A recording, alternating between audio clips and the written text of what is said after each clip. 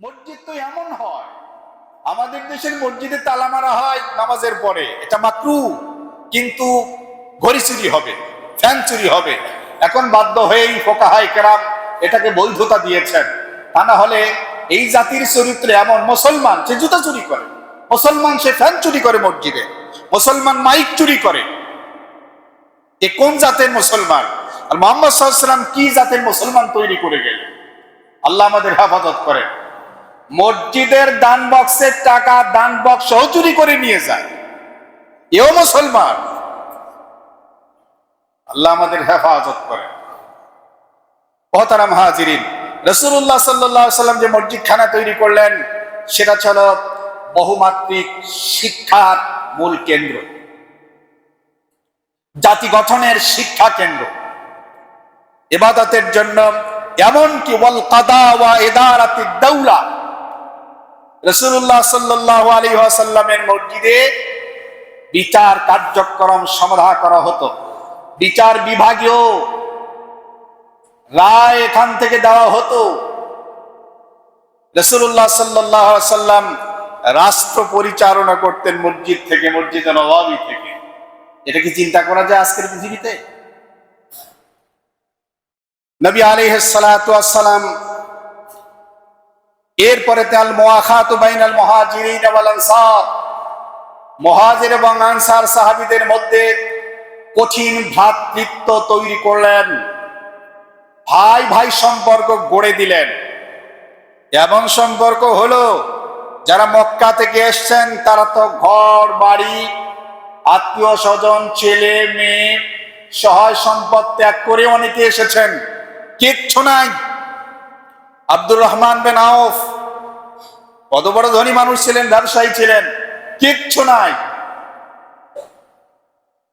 ভাই ভাই সম্পর্ক করে দিলেন, বললেন ভাই আমাকে আপনার সাহায্য করতে হবে না, আমাকে বাজারটা দেখায় দেন। বাস, আব্দুর রহমান বিন আউফ রাদিয়াল্লাহু আনহু ব্যবসা শুরু করলেন, মদিনার বড় ধনী মানুষ হয়ে গেলেন। এই জন্য সাহাবীদের মধ্যে অধিকাংশ ব্যবসায়ী ছিলেন, এবং ব্যবসায়ীদের আলহামদুলিল্লাহ আনলিমিটেড পয়সা থাকে, বরকত থাকে বেশি।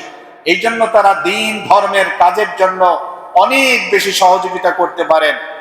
সাধারণত এটাই আমরা লক্ষ্য করি, কারণ আমরা তো মাদ্রাসাও চালাই, সে কারণে ন্যূনতম একটু অভিজ্ঞতাও আছে। আল্লাহ হেফাজত করেন। তবে যারা সৎভাবে হালালভাবে চাকরি করেন, তারাও যে করেন না তা না, সাধ্য অনুযায়ী তারাও করেন।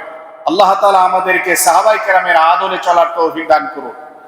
সম্মানিত হাজিরিন, রাসূলুল্লাহ সাল্লাল্লাহু আলাইহি ওয়াসাল্লাম সাহাবীদের মধ্যে ভ্রাতৃত্ব কায়েম করলেন।